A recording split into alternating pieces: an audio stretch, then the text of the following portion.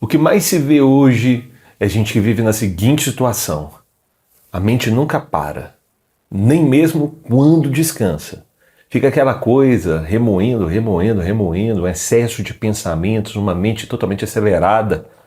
E às vezes você está passando por isso também, pensando demais em coisas que nem necessariamente vão trazer qualquer tipo de benefício para a sua vida. Vivendo o dia de amanhã, vivendo a vida dos outros, é uma série de coisas que a gente fica pensando e que não traz edificação alguma e deixa a gente completamente ansioso. Mas bem, espero que esteja tudo bem com você, meu irmão e minha irmã. Você é muito bem-vindo e muito bem-vinda aqui no canal do Projeto Celeiro. Vou pedir para você se inscrever no canal, ativar as notificações, deixar o seu like. Tudo isso nos ajuda muito. Siga-nos também nas nossas outras redes sociais. E hoje nós vamos conversar um pouquinho sobre essa questão de dependência, de ansiedade, de mente que não para.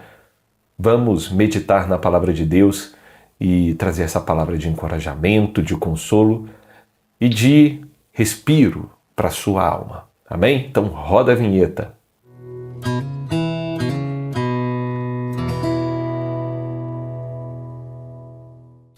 Lá em Colossenses, no capítulo 3, verso 2, está escrito o seguinte, olha só. Pensem nas coisas do alto e não nas coisas da terra. E é muito interessante isso que o apóstolo Paulo diz, porque não tem como a gente parar de pensar. É normal, faz parte da nossa vida, a gente vai pensar o tempo todo. A nossa cabeça não para de funcionar. Uns pensam mais, outros pensam menos. A gente vive em uma sociedade onde o excesso de pensamentos, a ruminação de pensamentos, aquela mente acelerada é muito comum, muito por causa de tecnologias, de redes sociais, de excesso de informação. Então tudo isso é muito comum no nosso tempo e a gente acaba se alimentando a nossa mente com uma série de coisas e pensando demais naquilo que não edifica necessariamente. A gente não pensa em muitos momentos nas coisas do alto, no quanto Deus é bom, no quanto Ele é maravilhoso, na nossa salvação em Cristo Jesus, nos processos que a gente vai vivendo para aperfeiçoar a nossa salvação e a nossa santificação. E tudo isso é perigoso, porque a gente vai acrescentando ansiedade em nosso coração.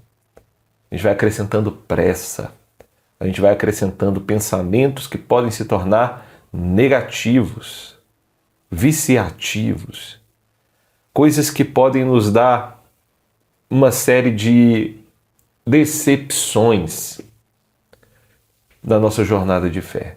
Então é importante a gente olhar para dentro de si e não deixar com que essas coisas nos afetem tão fortemente quanto tem afetado a tantas pessoas nesses últimos tempos.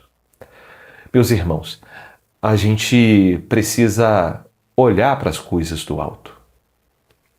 A gente precisa meditar na palavra de Deus, nos fortalecer em oração.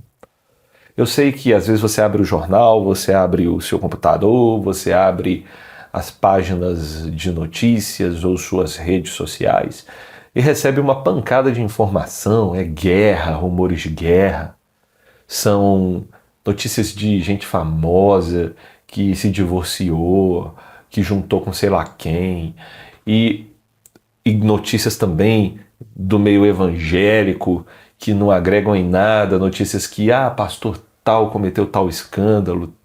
É importante às vezes a gente ficar por dentro até para tomar cuidado onde a gente está pisando, mas a gente não pode deixar que essa ansiedade, que esse consumismo de informações atrapalhe a nossa vida.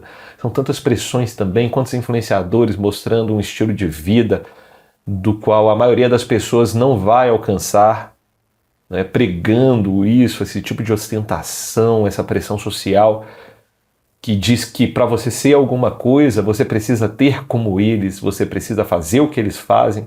Essa dominação, você precisa ler o que eles leem, trabalhar com o que eles trabalham. Se você não faz o que eles fazem, você está perdendo tempo, está perdendo dinheiro, está perdendo oportunidades. Cada um tem a sua característica e a sua individualidade. A gente não pode deixar com que as pessoas fiquem alugando um apartamento na nossa mente, porque não é isso que condiz com a palavra de Deus. Quando Paulo escreve suas cartas, um dos grandes motivos dos quais ele escreveu, um dos grandes motivos do qual ele escreveu essas cartas, é por causa das influências que aconteciam naquele tempo. À medida que a igreja estava prosperando, estava sendo construída, estava sendo plantada, muitos oportunistas se aproveitavam para influenciar negativamente as pessoas, as ovelhas de Cristo Jesus, deixavam a mente delas confusas, alimentavam elas com uma série de notícias, uma série de desejos, uma série de padrões que as deixavam ansiosas. Muito parecido com o que a gente vive hoje. Muito parecido com a nossa realidade. E essa ansiedade, ela é muito prejudicial porque existe uma forte tendência da gente esfriar com a nossa fé em Deus, da gente perder aquela dependência do Senhor, trocar as coisas de Deus, os pensamentos do alto, por pensamentos expressos, pragmáticos, terrenos, e que vão trazendo focos de idolatria para os nossos corações. Esse é um grande problema que a gente vive nos nossos tempos. Quantas pessoas que se dizem cristãs, protestantes, evangélicos, não creem no quanto Deus pode fazer para a vida delas, preferem dedicar o seu tempo e suas energias em coisas tão efêmeras que acontecem neste mundo, no jeito que a vida é passageira, naquilo que logo vai passar, naquilo que está hoje funcionando e amanhã não está, não pode perder tempo, é tudo muito apressado, é tudo muito rápido. Às vezes a gente não tem mais tempo para orar, para ler a Bíblia.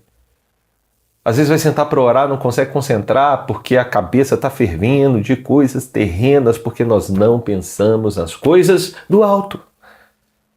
E por que a sociedade em si não pensa nas coisas do alto? Porque ela não se alimenta das coisas do alto, ela se alimenta das coisas terrenas. Ela se alimenta daquilo que o mundo está pregando, que o mundo está transmitindo, compartilhando. A gente passa boa parte do nosso dia nas redes sociais. Eu tenho certeza que a maioria de vocês que estão acompanhando este vídeo passa mais tempo nas redes sociais do que com uma Bíblia na mão. Falo por mim. Você pode ver aí na métrica dos seus celulares aí quanto tempo você gastou em redes sociais, quanto tempo você gastou com o celular na mão, e você vai se perguntar, e faça essa pergunta para você mesmo. Será que eu tenho condições, ou será que eu tenho vontade, bom ânimo de passar o mesmo tempo com a Bíblia na mão, ou passar o mesmo tempo orando, do que o tempo que eu passo com o celular na mão? Eu não sou daquelas pessoas que dizem que a tecnologia é sempre prejudicial. Ela pode ser usada para o bem, mas a gente tem que ter domínio sobre ela.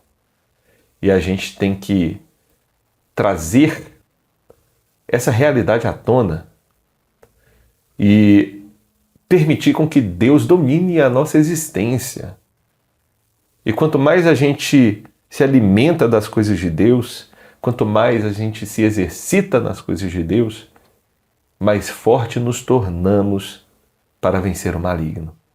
Mais forte nos tornamos para tomar decisões difíceis que agradem a Deus.